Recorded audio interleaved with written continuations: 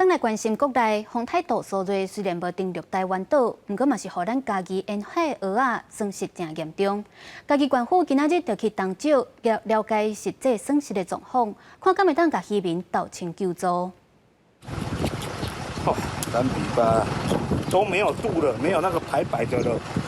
哦，这是蚵农甲早时啊收回来的蚵仔，现破开来看，拢讲蚵仔着生惊，所以拢吐了啊。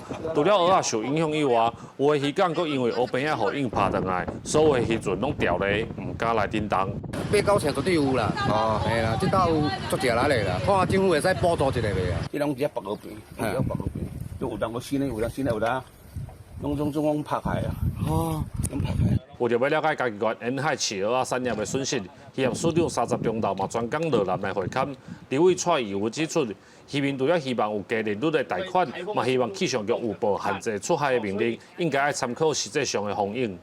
每一路上只损失到120万啦，因为人工啦，人工风台26、27，拢风平影平啦。结果讲阮袂使去收蚵啊，我感觉阮遮蚵民的时阵毋知要安怎讲啦。阮这个饼啊一饼加起来同这得来3万啦。但是即马就是因为这灾害，咱渔业署是讲伊这标准是6000，阮的建议啦。